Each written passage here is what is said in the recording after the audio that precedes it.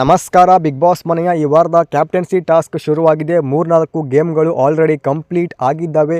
ಯಾವ ಜೋಡಿ ಲೀಡಿಂಗ್ನ ಪಡ್ಕೊಂಡಿದ್ದಾರೆ, ಹಾಗೆ ಯಾವ ಟಾಸ್ಕ್ಗಳನ್ನು ಬಿಗ್ ಬಾಸ್ ಕೊಟ್ಟಿದ್ರು ಎಲ್ಲವನ್ನು ಕೂಡ ಕಂಪ್ಲೀಟ್ ಆಗಿ ನೋಡ್ತಾ ಹೋಗೋಣ ಬನ್ನಿ.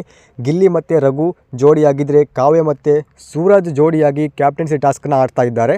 ಬಿಗ್ ಬಾಸ್ ಒಂದು ಸಣ್ಣ ಗಾತ್ರದ ಬಕೆಟನ್ನು ಕಟ್ ಮಾಡಿ 4 ಪೀಸ್ಗಳನ್ನಾಗಿ ಮಾಡಿದ್ದಾರೆ. ಆ 4 ಪೀಸ್ಗಳನ್ನು ಕೂಡ ಜೋಡಿಗಳು ಅವರ ಕೈಗೆ ಕಟ್ಕೊಳ್ಬೇಕು. ಕಟ್ಕೊಂಡ ನಂತರ ಬಿಗ್ ಬಾಸ್ ಹೇಳುವಂತಹ ಪ್ರಾಪರ್ಟಿಗಳನ್ನು ಅವರು ಆ ಒಂದು ಬಕೆಟ್ನ ಶೇಪಲ್ಲಿಯೇ ಕೈಗಳನ್ನು ಹಿಡ್ಕೊಂಡು ಅವರ ಕೈಯನ್ನು ಜೋಡಣೆ ಮಾಡಿದರೆ ಅದು ಬಕೆಟ್ ಆಗುತ್ತೆ, ಆಯಿತಾ.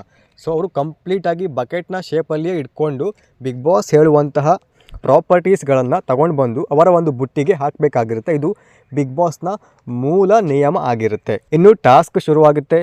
ಮೊದಲನೆಯ ಟಾಸ್ಕಾಗಿ ಕಿಚನ್ನಲ್ಲಿರುವಂತಹ ವೈಫರ್ ತಗೊಂಡು ಬರಬೇಕು ಅಂತ ಹೇಳಿ ಬಿಗ್ ಬಾಸ್ ಅನೌನ್ಸ್ ಮಾಡ್ತಾರೆ.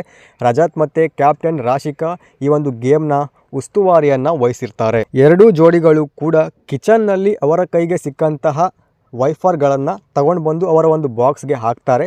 ಅಲ್ಲಿ ತುಂಬ ಜಗಳ ಆಗುತ್ತೆ. ಗಿಲ್ಲಿ ಮತ್ತು ರಘು ತಂದಂತಹ ವೈಫರ್ ಸಣ್ಣ ಪೀಸ್ ಮಾತ್ರ ಇರುತ್ತೆ, ತುಂಬ ಕಟ್ಟಾಗಿರುತ್ತೆ. ಅಂದರೆ ಬಿಗ್ ಬಾಸ್ ಅಲ್ಲಿ ಪ್ರಾಪರ್ಟೀಸ್ಗಳನ್ನು ಅವರೇ ಇಟ್ಟಿರ್ತಾರೆ. ಕಾವ್ಯ ಮತ್ತು ಸೂರಜ್ ತಂದಂತಹ ವೈಫರ್ ಸರಿ ಇತ್ತು, ಬಟ್ ಅದು ಕಿಚನ್ ವೈಫರ್ ಆಗಿರಲ್ಲ. ಹಾಗಾಗಿನೇ ಒಂದು ಗೇಮ್ನ ಇವ್ರು ಗೆಲ್ತಾರೆ. ಯಾರು? ರಘು ಮತ್ತು ಗಿಲ್ಲಿ ಗೆಲ್ತಾರೆ. ಫಸ್ಟ್ ಗೇಮ್ನ ರಘು ಮತ್ತು ಗಿಲ್ಲಿ ಗೆಲ್ತಾರೆ. ಸ್ವಲ್ಪ ಸಮಯದ ನಂತರ ಬಿಗ್ ಬಾಸ್ ಎರಡನೆಯ ಗೇಮ್ನ ಕೊಡ್ತಾರೆ. ಬೆಡ್ರೂಮಲ್ಲಿ ಇರುವಂತಹ ಪಿಲ್ಲೋ ತಗೊಂಡು ಬರಬೇಕು ಅಂತ ಹೇಳಿ ಬಿಗ್ ಬಾಸ್ ಅನೌನ್ಸ್ ಮಾಡ್ತಾರೆ. ಲೈಕ್ ಅವ್ರು ಹೇಳಿದ್ದು ಬೆಡ್ರೂಮ್ ಪಿಲ್ಲೋ ತಗೊಂಡು ಬರಬೇಕು ಅಂತ ಹೇಳಿ, ಬೆಡ್ರೂಮಲ್ಲಿ ಇರುವಂತಹ ಪಿಲ್ಲೋ ಅಲ್ಲ, ಬೆಡ್ರೂಮ್ ಪಿಲ್ಲೋ ತಗೊಂಡು ಬರಬೇಕು ಅಂತ ಹೇಳಿ. ಉಸ್ತುವಾರಿ ವಹಿಸಿರುವಂತಹ ರಾಶಿಕಾ ತುಂಬಾ ಕನ್ಫ್ಯೂಸ್ ಆಗ್ತಾರೆ. ಬೆಡ್ರೂಮಲ್ಲಿ ಸಿಗುವಂತಹ ಪಿಲ್ಲೋ ತೊಗೊಂಡು ಬರಬೇಕಿತ್ತು.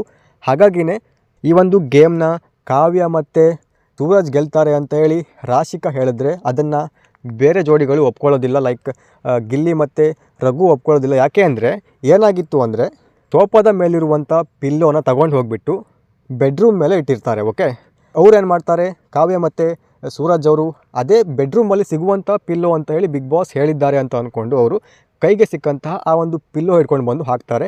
ರಘು ಮತ್ತು ಗಿಲ್ಲಿಯವರು ಬೆಡ್ರೂಮ್ನ ಪಿಲ್ಲೋನೇ ಮಾತ್ರ ತೊಗೊಂಡು ಬಂದು ಹಾಕ್ತಾರೆ. ಸೊ ಈ ಟಾಸ್ಕಲ್ಲಿಯೂ ಕೂಡ ಗಿಲ್ಲಿ ಮತ್ತು ರಘು ಗೆಲ್ತಾರೆ. ಅದು ಕೂಡ ಉಸ್ತುವಾರಿಗಳು ತುಂಬ ಹೊತ್ತು ಮೇ ಬಿ 3/4 ಗಂಟೆ ಡಿಸ್ಕಷನ್ ಮಾಡಿದ ನಂತರ ಒಂದು ತೀರ್ಮಾನಕ್ಕೆ ಬಂದು ಈ ಒಂದು ಪಾಯಿಂಟ್ನ ಗಿಲ್ಲಿ ಮತ್ತು ರಘುಗೆ ಕೊಡ್ತಾರೆ.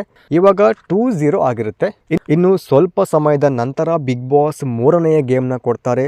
ಜಿಮ್ ಏರಿಯಾದಲ್ಲಿರುವಂತಹ ಪಿಂಕ್ ಪ್ಯಾಂಗ್ ಬಾಲ್ನ ತೊಗೊಂಡು ಬಂದು ಹಾಕಬೇಕು ಅಂತ ಹೇಳಿ ಬಿಗ್ ಬಾಸ್ ಅನೌನ್ಸ್ ಮಾಡ್ತಾರೆ. ಅಲ್ಲಿ ಜೋಡಿಗಳು ಹುಡುಕಾಡ್ತಾರೆ, ಎಲ್ಲಿಯೂ ಕೂಡ ಬಾಲ್ ಸಿಗೋದಿಲ್ಲ. ಅಲ್ಲಿ ಜಿಮ್ ಬಾಲ್ ಮಾತ್ರ ಇರುತ್ತೆ, ದೊಡ್ಡ ಗಾತ್ರದ ಜಿಮ್ ಬಾಲ್ ಮಾತ್ರ ಇರುತ್ತೆ. ಇಬ್ಬರು ಕೂಡ ಮೊದಲಿಗೆ ಹೋಗಿ ಅದೇ ಬಾಲ್ ಅಂತ ಅಂದ್ಕೊಂಡು ಅದನ್ನೇ ಎತ್ತಲಿಕ್ಕೆ ಟ್ರೈ ಮಾಡ್ತಾರೆ. ಬಕೆಟ್ ತುಂಬಾ ಚಿಕ್ಕದಾಗಿರುತ್ತೆ, ಆದರೆ ಆ ಬಾಲ್ ತುಂಬ ದೊಡ್ಡದಾಗಿರುತ್ತೆ. ಹಾಗಾಗಿನೇ ಅಲ್ಲಿ ಆ ಒಂದು ಗೇಮ್ ನಡೆಯೋದಿಲ್ಲ. ಕೊನೆಗೆ ಆ ಒಂದು ಪಿಂಕ್ ಪ್ಯಾಂಗ್ ಬಾಲ್ ನಂಗೆ ಗೊತ್ತಿಲ್ಲ ಯಾವುದಂತ ಹೇಳಿ, ಆ ಒಂದು ಸಣ್ಣ ಗಾತ್ರದ ಒಂದು ಬಾಲ್ ಸಿಗುತ್ತೆ. ಕೊನೆಗೆ ಆ ಒಂದು ಬಾಲ್ ಸಿಗುತ್ತೆ, ಅಲ್ಲಿಯೇ ಒಳಗಡೆ ಬಚ್ಚಿಟ್ಟಿರ್ತಾರೆ ಬಿಗ್ ಬಾಸ್. ಕೊನೆಗೂ ಆ ಒಂದು ಬಾಲ್ನ ಯಾವ ಜೋಡಿ ಹಾಕಿದ್ರು ಅಂತೇಳಿ ಗೊತ್ತೇ ಆಗಲಿಲ್ಲ. ಕ್ಯಾಮ್ರಾನ ಬೇರೆ ಕಡೆಗೆ ಟರ್ನ್ ಮಾಡಿಬಿಟ್ರು. ಟಾಸ್ಕ್ ಮುಗಿದ ನಂತರ ಜೋಡಿಗಳ ಮಾತಿನ ಪ್ರಕಾರವಾಗಿ ಕಾವ್ಯ ಮತ್ತು ಸೂರಜ್ ಆ ಒಂದು ಬಾಲ್ನ ಹಾಕಿರ್ತಾರೆ. ಹಾಗಾಗಿ ಇವಾಗ 2-1 ಆಗಿದೆ ಗೇಮ್. 2 ಗೇಮ್ನ ಗಿಲ್ಲಿ ಮತ್ತು ರಘು ಗೆದ್ದರೆ 1 ಗೇಮ್ನ ಕಾವ್ಯ ಮತ್ತು ಸೂರಜ್ ಗೆದ್ದಿದ್ದಾರೆ. ಇನ್ನು ಕೇವಲ 2 ಗೇಮ್ ಮಾತ್ರ ಬಾಕಿ ಇದೆ. ಒಟ್ಟು 5 ಗೇಮ್ನ ಕೊಡ್ತಾರೆ ಬಿಗ್ ಬಾಸ್. 2 ಗೇಮ್ ಇನ್ನೂ ಕೂಡ ಬಾಕಿ ಇದೆ.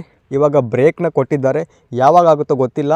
ಆದ ತಕ್ಷಣ ನಾನು ಅಪ್ಡೇಟ್ ಮಾಡ್ತೀನಿ ಯಾರು ಗೆದ್ದು ಕ್ಯಾಪ್ಟನ್ ಆದರು ಅಂತ ಹೇಳಿ. ಇದಿಷ್ಟು ಕ್ಯಾಪ್ಟನ್ಸಿ ಟಾಸ್ಕ್ಗೆ ಸಂಬಂಧಪಟ್ಟಂತಹ ಲೇಟೆಸ್ಟ್ ಅಪ್ಡೇಟ್ಸ್. ವಿಡಿಯೋ ಇಷ್ಟ ಆಗಿದ್ದರೆ ದಯವಿಟ್ಟು ಚಾನಲ್ನ ಸಬ್ಸ್ಕ್ರೈಬ್ ಮಾಡಿಕೊಂಡು ಸಪೋರ್ಟ್ ಮಾಡಿ. ಶುಭ ದಿನ.